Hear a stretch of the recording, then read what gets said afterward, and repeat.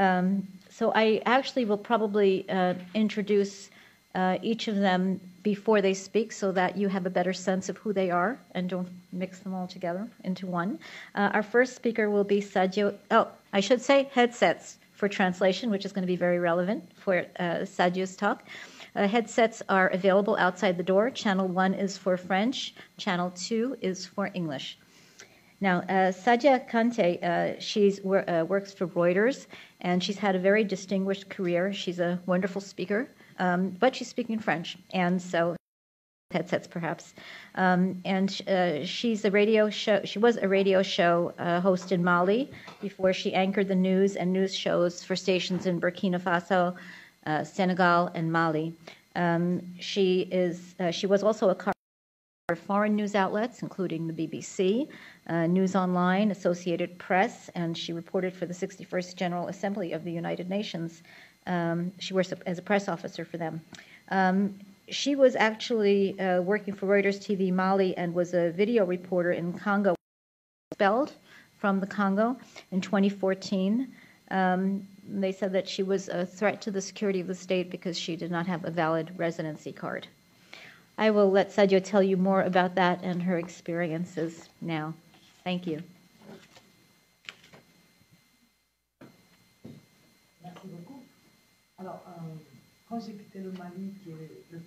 Microphone. So I'll talk to you about my country of origin, Mali, and I know that we have a lot of problems there. First of all, when I was a journalist, I started, first of all, working in Congo, rather, my country of origin, and I looked at what was going on, and I was young, and I didn't quite understand what was going on, and I said to myself, I need to be a journalist so I can understand what's going on, and 20 years later, I still don't really understand what's going on in that country. But then I also thought to myself, I really shouldn't be working in my home country, in my birth country, because that's where the place where I have my relatives, my family, because there are always threats, there are assassinations, and there's a lot of corruption, and people who dare to speak out against it are often threatened. So myself 20 years later, now there's some semblance of democracy, and maybe I can go back and work in Congo. But so I left, I went back, and as soon as I arrived, it was the first point was that I saw that there were two different camps. There was the president's of money, missions, and either you were on the president's camp or you were in the other camp, which made you an opponent. So it was very clear. If you worked with civil society, then you were part or you worked with the government, but you had to be either in one camp or the other. If you were in one camp, if you're in the president's camp, you wouldn't have any problems, but chose to be neutral, and that just didn't sit well. The first time that I had problems was when Alassane Ouattara came to Brazil, and somebody from civil society was there. It was a cameraman, or my cameraman went over to say hello. I was asked to come over and see the cameraman because otherwise I was going to be discredited and I wasn't going to be able to continue working. But I said that they told me I had to be accredited, but I said no, I'm not going to be. I've been working for years with Reuters, and Reuters wants me to work for them because this is who I am, because I work with everybody. And I'm sorry if your country doesn't have democracy, but if you've got opponents, you have to go and look for opponents. That's what makes you a really democratic country. If you don't have any opposition, then it's not a democracy. So that's where all my problems started. I have been beaten. I have been thrown into jail. I've had a lot of problems. And the issue is that in 2001, during the Day of Francophonie, of the country, Denis Sassou Nguesso, said that there is freedom of press in Congo and that the press was free. But from 2001 to 2015, so 14 years, not a single law was passed to protect journalists in Congo, not a single one. And then journalists themselves don't even know what type of legal redress they have or what legal protections there are for them. All they hear is, no, you can't do this, you shouldn't do that. But there's no support, there's no coalition of journalists, there is nothing there to help train and help them to be able to form a group to be able to say stop to the government and to put an end to this. Now, the journalists are often accused by the government. What are you doing? What have you said? What have you done? And when there was the trial for Colonel Chulu on September 16th, I was in the courtroom, and I was beaten. My clothes were torn and everything. And 3 months later, the same colonel was captured again. I left my house. I even took a bullet in the process, and I found a group of people who wanted to express themselves. So I gave them a chance to speak out, and the police officers surrounded me, and they took my headset, and they practically strangled me with it. And then they sent me to jail on the pretext asking young people to choose between Sasu, the president, and the colonel who was going to be captured or arrested later. And I said, well, that's my job. You can't have a presidential campaign without this choice. But when they see that there are journalists out there, they ask and there was an outpouring from other journalists in solidarity, and then they asked the president to release me. But I was out in the field reporting, and that was in December 2013. Now, in March 2014, in an area of the country where I was reporting with the indigenous people, it was an international conference on indigenous peoples, and the presidential press corps was part of the group, and they activated people. They got people to put pressure on me. I was filming the president with the other presidents who were there for the conference, Idris Deby and the president of the African Union.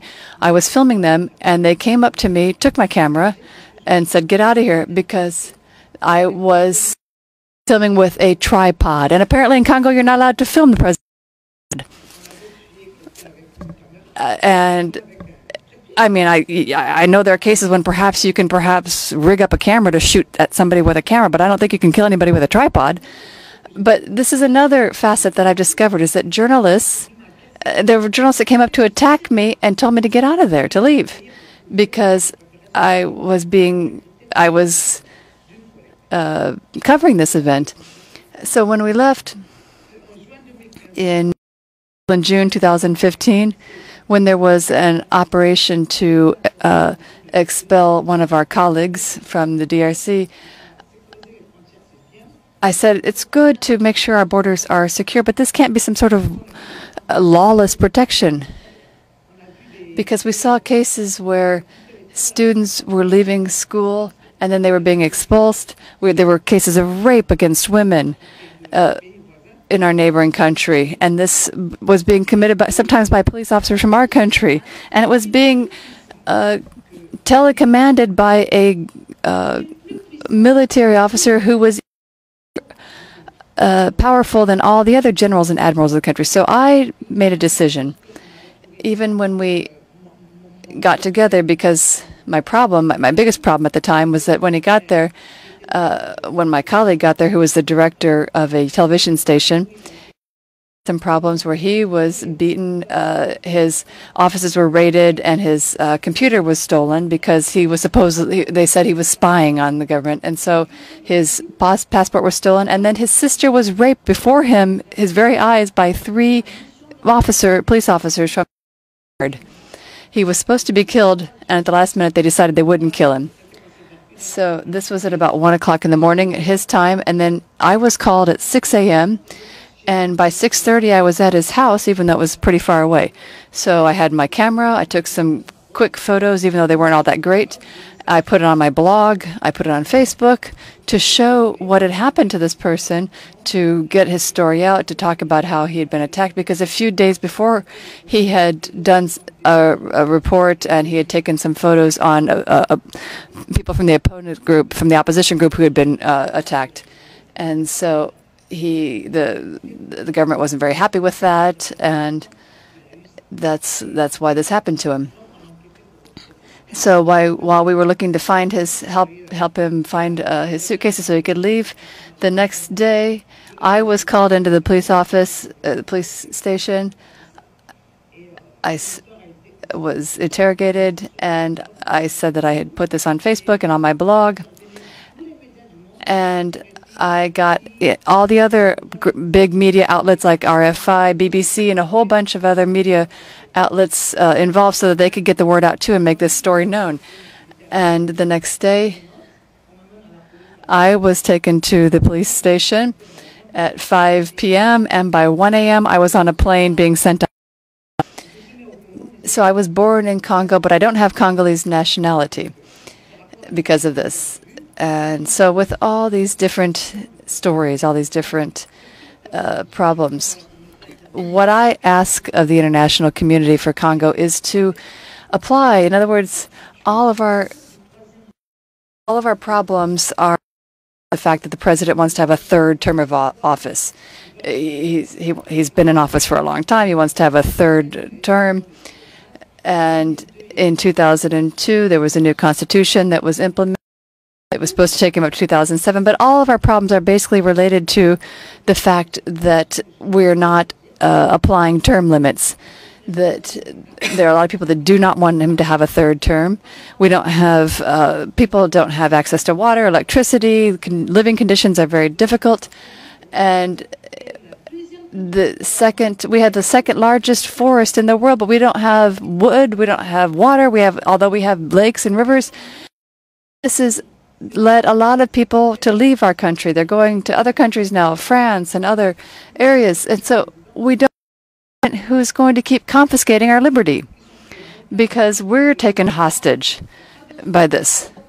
When you're somebody who's close to the president, you don't have any problems. You can easily take an airplane. You can, if you're sick, you can easily get a flight to France to get medical treatment. But that's not for everybody. That's only people who are in the president's circle. So I want everybody to focus on our country. Mais les rebelles même qui se droguaient, qui avaient beaucoup de problèmes, ils n'ont jamais fait du mal à un journaliste. C'est Guy-André Kiefer qui a eu des problèmes. No journalists had been hurt. The investigative journalists were there and were working on the issue, but those of us who had left Mali to cover what was happening in Côte d'Ivoire, where much worse things were occurring, nothing happened to us. Yet in Mali, where I am currently, on April 9th, only April 9th, once again, I was handcuffed and put into jail for 6 hours because I wanted to take photos of an explosion that had occurred in my neighborhood. People, the issue being that there are poorly trained individuals who are now part of the military, part of the police forces, and what I am asking and what I asked of the Congo, in fact, when I was poorly treated there, I asked that in terms of press freedom, that it be very clear that all police officers receive all of the provisions of the law of the press so that we were all aware of the law and not in a situation where we know that in Senegal, for example, this or that could happen, in Congo, this or that could happen. It's structural, the issue in the Congo. We need to really focus on the Congo to get back in line. Thank you. Thank you so much, Sadio.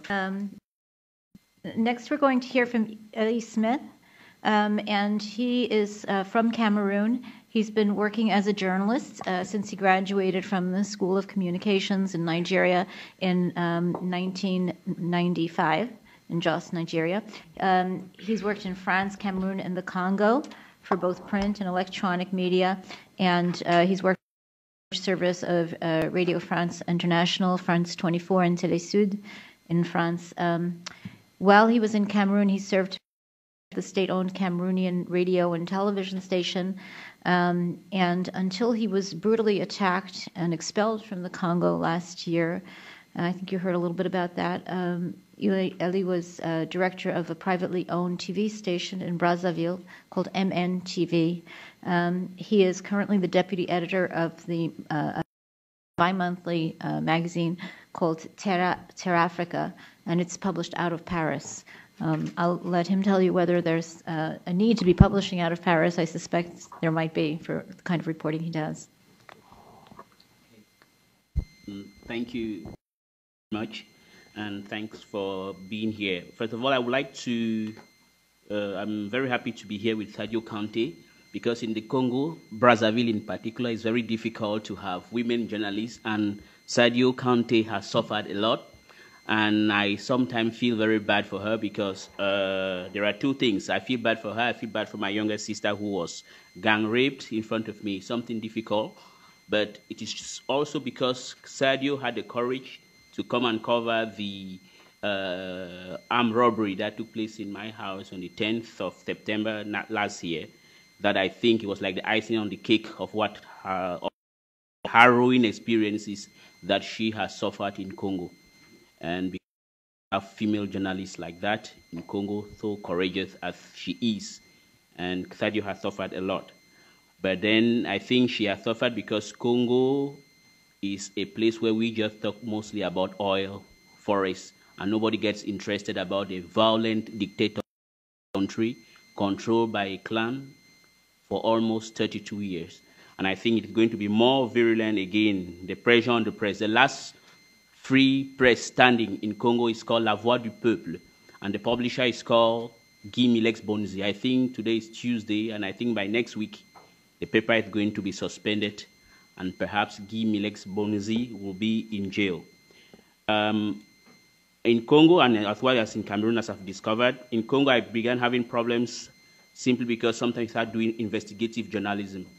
For example, you cannot always celebrate when out of your investigation somebody loses his job. But I can be happy to say, for example, in Congo, the head of a bank called LCB, La Congolaise de Banque, the director was called Maslumi. Because of the investigation we did, today he's no longer the general director of that bank, because alone with the daughter of one powerful minister in that country, they stole 2 billion CFA franc. And I discovered that because I went to a bar one day and I met her, officially, but she was out of jail, just walking around. And then she boastfully said that officially she's in jail, but she's out. And then we took a photograph, and I came and I posted it on Facebook. And the other thing, that is how Congo is. And the thing is done by one man called General Jean-François Ndenge. He's so powerful that he does whatever thing he wishes to do. The police in Congo, he has created a special unit called Groupement de Répression de Banditisme, like a special unit to fight against criminality. It is his own private militia that goes from house to house. He can rape as they did what they did in my place, and nothing is going to happen. He has not just done in my place, he has done that to a number of people. And in Cameroon, that I was expelled 6 months ago, I've also discovered that if you are in Cameroon, if you compare the standard of freedom of speech in Cameroon with, let's say, Congo, Equatorial Guinea, Central African Republic, Gabon, you might think that Cameroon is better. Because, for example, if the number of newspapers and television stations were a benchmark for freedom, then Cameroon is perhaps paradise, but it is not. You have 500 newspapers, you have about 100 TV stations, but the reality is that the proliferation is because the government wants to control the press, have her own number of journalists and newspapers. They have introduced a new law against terrorism, because I think that thing, the fight against today has become a kind of veil whereby most African governments hide behind to prevent the freedom of speech. And in that cause, if you want, for example, most often they talk about Nigeria, about Boko Haram. What people forget to understand is that the number 2 in command of Boko Haram is a Cameroonian, that a whole section of Cameroon is in the far north of Cameroon is controlled by Boko Haram. And when you want to report about it, you run into problem. We have already 3 journalists, 2. One is a lecturer at the University of Yaoundé, and the other one is a reporter with the Mutation newspaper, and the other newspaper is called Messenger. They have been suspended from working simply because they had tried to give a fair report on the reality of the field in the north of Cameroon, where you have, like most African countries, you have an official army, but within the army it's divided into 2. you have the presidential guard, well protected, well armed. For example, in Cameroon, to fight against terrorism, you can't, because the president has to give the orders in order for the airplanes to be used to go and attack the rebels, because he is afraid that if he has a free hand, maybe he's going to be overthrown. And in Cameroon again, there is a new law, finally. The new law that is being put in place is a law that is in preparation for 2018 presidential elections. Paul Biya has been in power for 32 years, and he really wants to come to power again, so that he wants to run for elections again. So it is a country whereby you can speak whatever you wish to, but there are some red areas, some red lines that you cannot cross. And it is a country where you have two constitutions. That's the only country I've seen. You have the Constitution of May 1972, and you have the 1st January 1996, which is applied variably. It depends. If they discover that what you're doing is good or not good, they might use both laws to have an influence over you. And to conclude, if we want to help investigative journalism, is to also help them to have the financial independence. And it is also important that those people who are against the press should be named and shamed. They should have their names publicly published and shamed, because if you don't, they will continue doing what they are doing, the same as, for example, Jean-Francois Ndengue, who is the head of the police of Congo, does in Congo and goes out willy-nilly, nobody says anything. Or even in Cameroon, where you have the Minister of Communications, who thinks that he can do whatever thing he wishes. The last law is that Cameroonians don't have the right to report or relay an information from a foreign media, simply because Le Monde said Paul Biya, the president of Cameroon, was sick, which is true. He's 89 years old. But they don't want the local media to relay such an information. So I think is to name and shame those people, try to help those individual medias to have a kind of financial autonomy. Because one of the reasons why our journalists sometimes are being controlled by the state is because most often they don't have the means of livelihood to live independently. Thank you very much. Thank you, Elie. Thank you, Elie. When you have a situation where you have a country that is repressive and doesn't tolerate or even comprehend the idea of neutrality and an independent press, but you do have these other options. Media, you have a diaspora that may be in many countries that would be an audience for the material that you want to publish. Does that sort of open another avenue for you? And also, how is it received back in the home country? In other words, if there is something goes viral and it's, a newspaper won't publish it, but it is on YouTube, for example, or it's on Saware's website, does that actually echo back and have an effect? Or is it, well, if it's not, The Guardian or the BBC, it didn't happen, received? Sadio?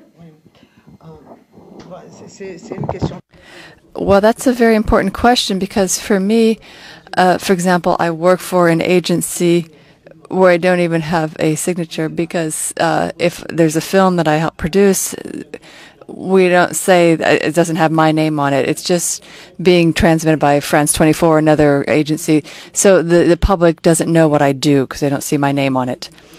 But I'm very interested in this, and I am on Facebook. I'm on different social media, and I think that it's extraordinary the power that you can have. That I'm outside of Congo. Anybody who needs to speak, who's in the country, goes through me. So, for example, there was the case of a deputy and his advisor who was involved in a case of rape of a daughter of another politician, and I made a video to show that this was a conspiracy. The girl wasn't even barely 12, 13 years old. There was a conspiracy, and then they created this whole story, and the rapist, who lived in the family of the girl, he was a relative, and the minister who was playing this game they had the people had all kinds of documentation of me so that I could publish it on my Facebook, and I'm still attacked, I'm threatened, I'm called all kinds of names, I'm insulted, and I can deal with that, I can tolerate that. What I want is for the truth to get out. I want people to understand that a minister is not there to use his power to abuse public funds or to abuse his public office, but he has to have a certain morality. There was another case, a minister of the interior, somebody who was expelled, rather the one who expelled us, who chased us out of the country under General Dengue. So I reported several other ministers, other politicians,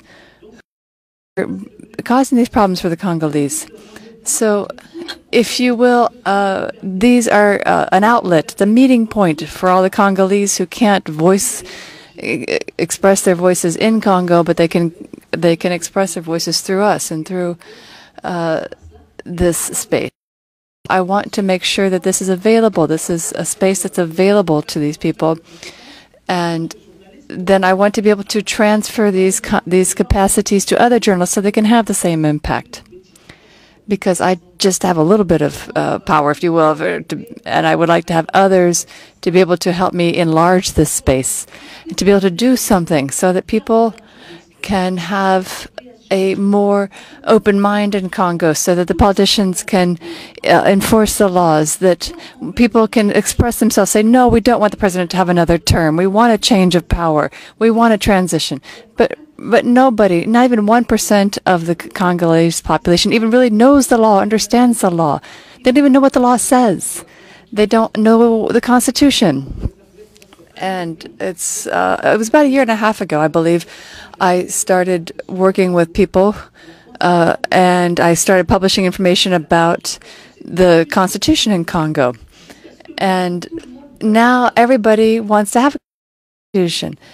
But a year and a half ago, nobody could have told you that this is what Article 1 says, this is what Article 6 says, Article 56 says, and Article 56 actually prohibits multiple terms, and the other articles prohibit changing the laws. And so people didn't understand. But now, in fact, it's to amend the Constitution is something that's a very serious matter. And in our Constitution, in fact, somebody who attempts a coup d'etat could be thrown into prison for his entire life. And so people didn't really understand what the Constitution said. Now they're starting to understand, and they're starting to see the value. Because we have been in many situations. For example, we had the case of somebody who was kidnapped, and they were asking for a ransom. And what they do is they start corrupting people, and they try to get money to buy vehicles, to get plane tickets, to go do business outside of the country. And people can no longer speak out about this like I can, because this is dirty money, and people only know that. And then when people don't need these, when these people are no longer of use, these young girls are thrown out in the streets. They might kill themselves. They might have to turn to prostitution. So somebody like me at my level, I don't want to finish my life like this, have to turn to prostitution. So I want to be able to transmit my education. I was lucky enough to be educated. I want to be able to pass this on to others and to other young girls so that they can follow the same path. So I think that we need to make sure that there is more space for media, that we can't have this situation where media all are considered to be in camp. And we need to come together. We need to have a network. We need to have a site maybe where they can come together on Facebook so that we can help the population and the journalists to be able to really take ownership of democracy in our country. Whether we're talking about sort of being put in a position where you're under attack for essentially trying to do your job, and you set out with the idea that, you know, you're new and you're trying to investigate something, and you don't really have a dog in this race, you're just reporting. And I'm kind of curious, when you are in a position where you're frequently beaten, where you see your sister raped, where you're harassed and attacked, and essentially there's a destroy you, does it become difficult to sort of speak the same language as reporters elsewhere in the world? Like, wait a minute, the conventions of journalism don't seem to apply here because the government is playing by a different set of rules. So it's very hard to sort of an independent, disinterested observer when I know so much about how they operate. Yes, it is sometimes it's very difficult to operate in such an environment where you are constantly threatened, and most often you have a choice. It's either you toe the line or you decide to continue being independent at your own risk and peril. And the paradox with me is that I have to be honest about it. I was working as the director of a television owned by the elder brother to the. But what really annoyed me was that you cannot live in a country where you have a handful of, let me say, about 10 or 15 people controlling the wealth of an entire country. For example, the bank I'm talking about is LCB. If you look after the shareholders of the company, you discover that it's owned by the head of state of the country. And it's very difficult. So at times, we are human beings, you have to choose of saying the truth and knowing the consequence that is going to happen. Because in Congo, for example, they will carry out a campaign of calumny. For example, personally, they said on television that I was an agent of the CIA and the DGSE of France, which makes that when you say in a country which has a Marxist ideology, I'm an enemy of the population. But fortunately in Congo, I didn't do anything extraordinary, because if today I really admire what I just did, basic journalism, because I just did that. For example, on our television station, it was the first time in Congo for quite a long time when you bring somebody like Sadio Kante, presented like somebody who is mad, a drug addict, which is not true. It's just a campaign because she has a courage. We have a country where women don't have any right whatsoever. They have destroyed women in that country. They don't have a spirit of independence. It's difficult. You can go to Congo and see. It's difficult to see an independent-minded lady in Congo. Whereas if you go to countries like Senegal, Nigeria, Cameroon, you see very independent journalists doing things. But in Congo, women have been bought over by money. They don't have anything to do. The aspiration of any Congolese lady is to become the fifth or third wife of a minister or somebody who has told. But I decided that when I was there at MN Television that everybody in Congo has to express his or herself. If you are, whether you are from the majority, you are from the opposition. And that is the simple reason why I had that problem. And even the thing is, it is on the 7th of September, I was sent an SMS that if you think you are the only journalist in this country, we are going to kill you. And I thought it was a joke, but I said anyway, there's no problem. As long as you like to live, I also like to die. And on the 10th, it happened. And even as it happens on the 10th, I went around, I published another story also, because Facebook is really helping in Congo about the problem of constant power failure. The same person sent me another email saying, okay, we have just raped your younger sister. The next person who is going to be raped will be you. And I said, well, that you have pushed the button too much. So I now made like a bluff. I told him that I know whom you are, and I've identified the computer you're using. And out of fright, he wrote back to me to tell me, no, look, excuse me, I am not living in Congo, I'm living in France. The person who is ordering those things against who is called Jean-Francois Ndengue, director of the Congolese National Police Force. And he has told me that on several occasions. He told me that I am going to expel you from this country and nothing is going to happen.